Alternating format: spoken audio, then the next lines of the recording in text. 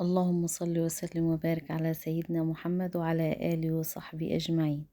يا مساء الفل، يا مساء الخيرات، يا مساء السعادة على عيونكم. ازيكم يا حبايبي؟ عاملين ايه؟ يا رب تكونوا بخير.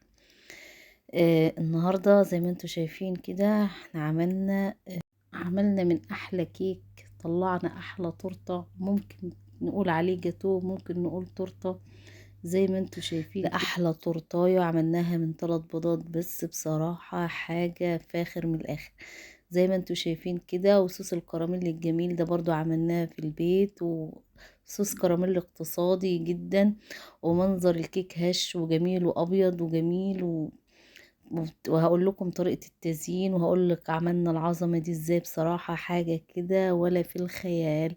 انتوا بنفسكم جربوها، انتوا اللي هتحكموا. تعالوا كده نصلوا على الرسول ونخش على التحضير والمقادير. معايا هنا 3 حبات من البيض، عليهم فانيليا، ممكن تخليهم 4 حبات في البيض براحتك. عليهم كوباية سكر. هضرب في المضرب لحد ما لونهم يفتح. ممكن مضرب يدوي عادي، ممكن خلاط، ممكن مضرب كهرباء المتوفر عندك. احنا ما بنقفش على حاجة. وهفضل اضرب كده زي ما انتوا شايفين. معايا كوباية الا ربع حليب، وهفضل انزل بالتدريج. حليب اللي هو اللبن يا جماعة. وبعد كده لحد ما يختفي الحليب طبعا معايا. وبعد كده معايا كوباية الا ربع زيت على سمنة، او زيت على زبدة، او زيت او زبدة اللي متوفر عندك. اي مادة دهنية، زيت او زبدة او سمنة اللي متوفر عندك. ومعايا هنا كوبايتين من الدقيق منخولين، طبعا كوباية المج الشاي العادي اللي في البيت. ومعايا 1 كيك شيف، وذرة ملح لا تذكر بتاعة الحلويات. وهفضل ألم الخليط ده السايل مع المواد الجافة لحد ما يبقى خليط كيك متماسك وناعم كده زي ما انتوا شايفين. ومعايا صينية هنا، بصراحة دي صينية كبيرة أنا بعمل فيها البسكوت وبعمل فيها، بس أنا عايزاها خفيفة عشان أنا هقسمها. ممكن صينية مقاس 30 32 اللي متوفر عندك. وهفضل أوزع معايا هنا الصينية مبطناها بسمنة، وحاطة مبطنها بالدقيق، دهنها سمنة ومبطنها بالدقيق، ونزلت بالخليط فقط لا غير. لو عندك ورق زبدة مفيش أي مشكلة، ممكن تحطي ورق زبدة، مفيش أي مشكلة. وهديها خبطتين كده زي ما انتوا شايفين وخلاص. احنا كده سيبناها في الفرن تعيش مع نفسها على فرن مسخن مسبقا من قبلها. وهسيبها، وكل شوية طبعا انا مش هنساها. ومعايا هنا حلة على النار، ومعايا كوباية سكر اللي هي الكوباية المعيارية العادية، ومن دون اي حاجة في الحلة. وهنزل بكوباية السكر لحد اللون السكر ما يتغير معايا. ما تقلقوش من اي حاجة، السكر مش هتحصل له اي حاجة. وهفضل اقلب كده فيه لحد ما يتكرمل معايا. انا عايزه هنا بنعمل هنا صوص الكراميل اللي هو الاقتصادي. هفضل اعمل، ممكن تزينيه باي حاجه، نوتيلا، شوكولاته، المتوفر عندك. بس انا حبيت اعملها بصوص الكراميل عشان خاطر حاجات اقتصاديه كده وموجوده في كل بيت ان شاء الله. وهفضل اقلب في صوص الكراميل ده لحد ما خلاص هو داب معايا السكر. نزلت بمكعبين من الزبده. لو مش متوفر عندك الزبده ممكن معلقتين سمنه، مفيش اي مشكله. هفضل اقلب الخليط. شايفين فار معايا ازاي الفوران بتاع الكراميل؟ ما تقلقيش من اي حاجه، مش هتحصل له اي حاجه. كان طعمه اقسم بالله خرافه. ومعايا هنا كوبايه من الحليب او اللبن، وفيها عليها معلقتين نشا، وهدوبهم على البارد كده وهنزل بيهم. مش هتشوفوا الفوران دلوقتي. طبعا الكراميل اللي هيمسك كده بس هيفك معايا تاني. ما تقلقيش من اي حاجه. لو وصلت لحد هنا ما تنسونيش في لايك وشير واشتراك في القناة. ونصلوا ندخلوا كده نصلوا على الرسول كده عشان ربنا يزيح الهم والغم يا رب، اللهم امين. شايفين صوص الكراميل اللي بيبقى بني ده؟ النتيجة اللي انا عايزاها. وطعمه كان خرافة والتقل معايا. ممكن تزودي معلقة نشا عشان انا طبعا زي ما شفتوا في اول الفيديو، مجرد ما حطيت الكراميل حسيته ساح كده. ممكن تخلوه انتوا اتقل من كده. ومعايا هنا معايا كيس باكت كريم شانتيه اللي هو الكريم العادي. ممكن كريم شانتيه خام، مفيش اي مشكلة. معايا نص كوباية حليب حاطة فيها مكعبين تلج، وعلى كوباية نص كوباية سكر لو هو خام. لو هو بتاع الشركات الكاس ده بلاش، مفيش اي سكريات عليه. وحطيت ذرة فانيليا كده. وهفضل اضرب في المضرب زي ما انتوا شايفين كده لحد ما يتوصل معايا لفوم كده. وهنزل بيه بنص كوباية او الكوباية المعيارية من الكراميل اللي احنا عملناه. عشان يبقى لون واحد، يعني ما يبقاش حاجة بيضة حاجة سمرة. ودي نقطة اختيارية، ممكن تستعملي كريم شانتيه ابيض مفيش اي مشكلة. بس احنا قلنا بقى طالما متوفر عندنا صوص الكراميل واحنا عملناه، فقلنا ايه نشكل نزين كده. كده تمام، الدنيا تمام. فالصينية كده خلاص استوت معايا، بسم الله ما شاء الله تبارك الرحمن. والله العظيم طلعت حاجة كده.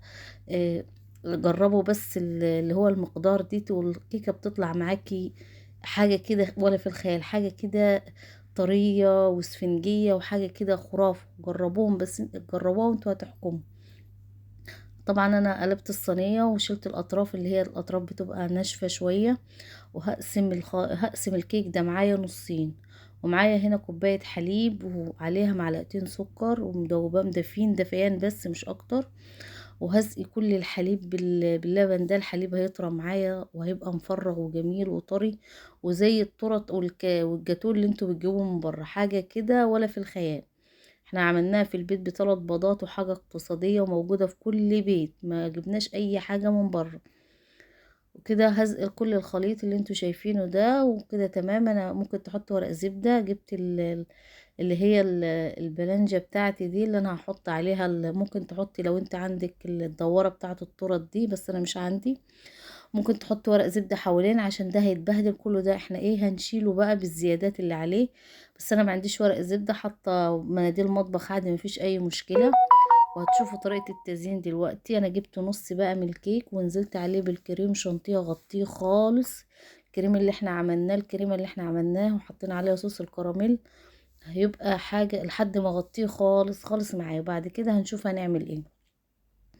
اللهم صل وسلم وبارك عليك يا حبيبي يا رسول الله. بعد كده جبت الجزء التاني، شايفين الكيكة مفرغة وجميلة ازاي؟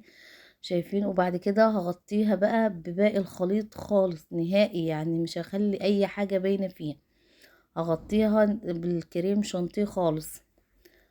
اللهم صل وسلم وبارك عليك يا حبيبي يا رسول الله. وهفضل اساوي كده. ممكن تسوي بسباتلة زي ممكن باللي هي بتاعة الكيك دي والتورت براحتك. بس انا المتوفر عندي انا ما بقفش على حاجة.